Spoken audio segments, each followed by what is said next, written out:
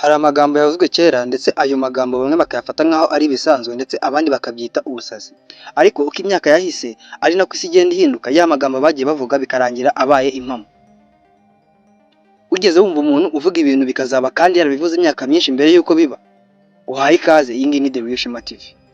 Uyu munsi tugiye kugaruka ku buhanuzi butanu butangaje bwigeze kuvugwa n'abantu bagiye batandukanye ndetse ubwo buhanuzi bikaza kurangira bubaye impamo.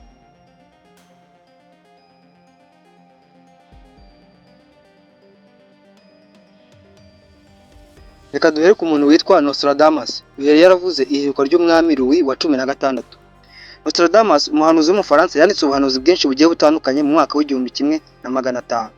Yigeze kuvuga ati umwami azimwa ijwi n'uburakari bw'abantu be.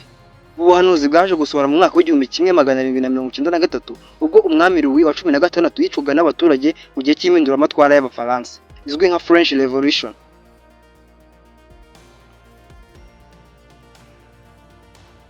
Ku mwanya wa kabiri turahasanga umuhanuzikazi witwa Baba Vanga.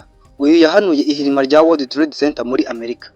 Baba Vanga uyu yari impumyi yibera mu gihugu cya Bulgaria ariko yari afite impano yo kwerekwa ibyahazaza. Baba Vanga mu mwaka w'1989 yagize ati abavandimwe babiri ba Amerika bazagongwa n'ibisiga bibiri by'icyuma.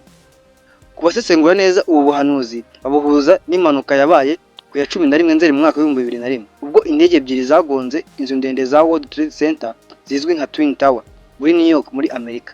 Benshi mu basesengura ubu buhanuzi babufashe nk'uburenze ukwemera cyane.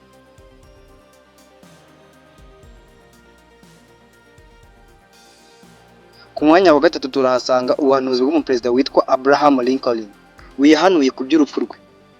Abraham Lincoln wari perezida wa Amerika icyo gihe yabwiye inshuti ze ko yarose umurambo muri White House. Hashize igihe gito ibyo bivuze mu mwaka w'1865 yaje kuraswa ubwo yari muri theatre yitwa Ford.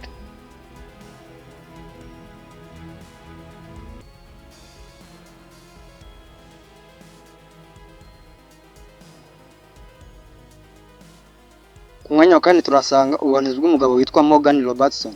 Uyu akaba yarahanuye ku by'ubwato buzwi cyane bwa Titanic. Mu mwaka w'1898 Morgan Robertson yanditse igitabo kivuga ku bwato bwitwa Titan. Ubwo bwaje kurohama bugonze urubura ndetse ubwo bwato ntabwo bwari bufite utwato tw'ubutabazi abantu bifashisha bacikiramo mu gihe habaye impanuka mu bwato. Nyuma y'imyaka 14 yanditse icyo gitabo, benshi muzi by'impanuka y'ubwato bwa Titanic nabwo bwaje kurohama mu buryo bumeze neza kimwe nk'uko uyu mugabo yari yabyanditse muri icyo gitabo. Ibi byatumye benshi bibaza niba ubu bwaruhanuzi cyangwa se ari ibintu byaba byarabaye bihuriranye gutyo nk'impanuka.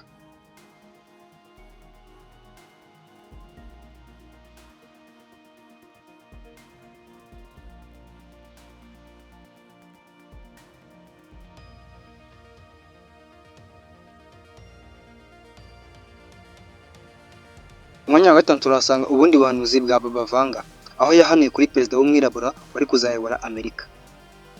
Mu mwaka w'1980 Baba Vanga yavuze ko Amerika izayoborwa na perezida w'umwirabura kandi ko aribwo isi izajya mu bihe bikomeye. Muri 2008 nibwo Barack Obama yaje gutorwa aba perezida wa mbere w'umwirabura uyoboye Amerika, ndetse icyo gihe isi yaje guhura n'ihungabana rikomeye ry'ubukungu rizwi nka Global Economic Crisis.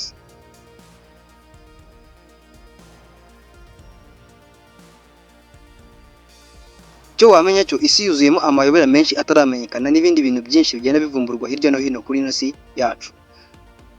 Andika igitekerezo cyawe hasi muri comment ndetse utubwire n'icyo wumva naza kugeza mu gice cya kabiri cy'iki kiganiro cyacu. Yabagezaho ikiganiro nitwa Shema.